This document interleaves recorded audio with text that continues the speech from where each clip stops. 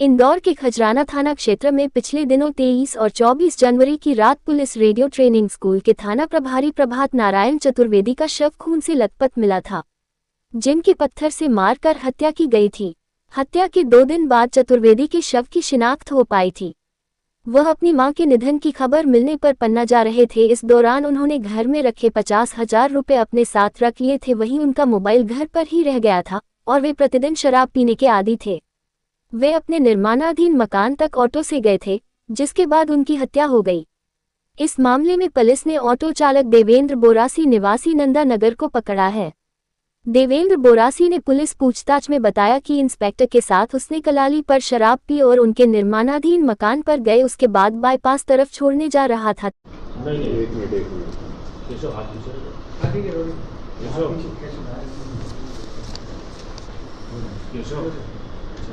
Mobile वाला ठीक sir, हत्या की वारदात हुई थी, किसकी हत्या थी और कौन इसमें उठाया? खजराना थाना क्षेत्र में फिनिक्स मॉल के सामने दिनांक 24 को एक अज्ञात डेड बॉडी की सूचना प्राप्त हुई थी, जिसके उपरांत घटनास्थल पर थाने की टीम ने विज़िट किया। फॉरेंसिक टीम को बुला करके वहां पर जांच करी गई थी, जिसमें प्रथम दृष्टया जो डेड बॉडी मिली थी उसमें देख करके लग रहा था कि ये इसे मार करके वहाँ पर फेंका गया है और इसकी हत्या करी गई है, जिस पर से पोस्टमार्टम रिपोर्ट पाने के उपरांत में एक हत्या का मुकदमा पंजीबद्ध किया गया था।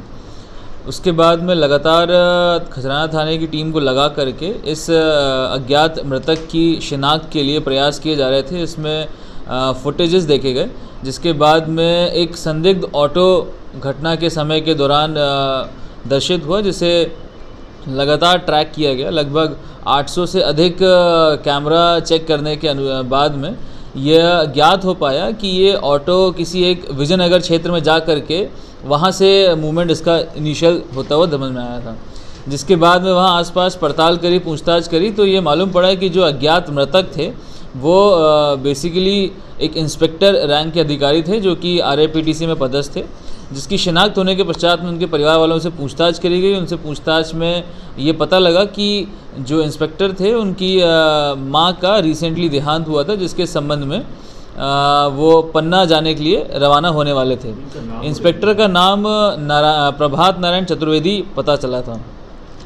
जब ये सूचना प्राप्त हुई तो इसके पश्चात में लगातार इंस्पेक्टर के संबंध में जानकारी एकत्रित करना चालू किया और उनके घर से लेकर के जो घटना स्थल है वहाँ तक किस प्रकार से पहुँचे इसकी तलाश जारी करी गई। जिसके अनुसार जब फुटेजेस देखे गए तो इनकी उपस्थिति परदेसीपुरा वाइन शॉप के पास में देखी गई, जिसके बाद में ये एक ऑटो में बैठते हुए नज़र आए। उस ऑटो को ट्रेस करके जब तलाश किया गया तो ऑटो वाले कई ऑटो वालों से पूछताछ करने के बाद में एक ऑटो चालक जिसका नाम था देवेंद्र बोरासी, जो कि परदेसीपुरा क्षेत्र में रहने वाला है और मूलतः ये पंधाना का रहने वाला है, इससे पूछताछ करी गई। घटना के संबंध में इससे सवाल जवाब करने के बाद में इसने घटना करना कबूल किया। इसके द्वारा ये बताया गया कि 23 तारीख और 24 तारीख की दरमियानी रात में ये जो इंस्पेक्टर थे वहाँ पर कलारी के पास में पहुँचे थे। वहाँ पर इस ऑटो चालक की उनसे मुलाकात हुई और इंस्पेक्टर ने उन्हें ऑटो से घर तक छोड़ने के लिए बोला था। जिसके बाद में जब सफ़र चल रहा था उस दौरान इन्होंने साथ में बैठ कर के शराब पी थी, जिसके दौरान इनका विवाद हुआ आपस में और गाली गलौज के कारण में जो ऑटो चालक था उसने नशे में गुस्से में आकर के आपा खोया और इनके ऊपर हमला किया और इनकी हत्या करके उन्हें वहाँ पर फेंक के चला गया था। पूछताछ के दौरान में ये बात सामने आई है कि जो आरोपी है उसने पत्थर से इनके सिर पे मारा था, जिसके बाद उनकी हत्या हुई है। घटनास्थल के पास से घटना में इस्तेमाल किया हुआ जो पत्थर था वो भी जब्त किया हुआ है और अन्य कई सामान जो कि इस घटना में प्रयोग किए गए थे उनको भी जब्त किया गया है। इसमें जो ऑटो प्रयोग किया गया था उसको भी जब्त किया गया और विधिवत सारे साक्ष्यों को एकत्रित कर आरोपी की गिरफ्तारी की गई है और आगे वैधानिक कार्रवाई की जा रही है।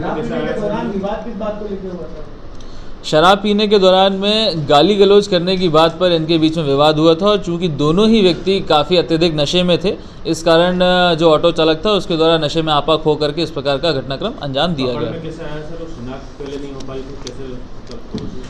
चूँकि जो डेड बॉडी थी एक ऐसे एरिया में मिली थी जहाँ पर कैमरा का कवरेज बहुत कम था और डेड बॉडी के पास में कोई भी आइडेंटिफिकेशन की सामान नहीं था, ना ही कोई आधार कार्ड था, ना ही कोई आइडेंटिफिकेशन के संबंध में कोई फ़ोन नंबर था या मोबाइल फ़ोन पड़ा था, इसलिए आइडेंटिफिकेशन थोड़ा मुश्किल हो रहा था।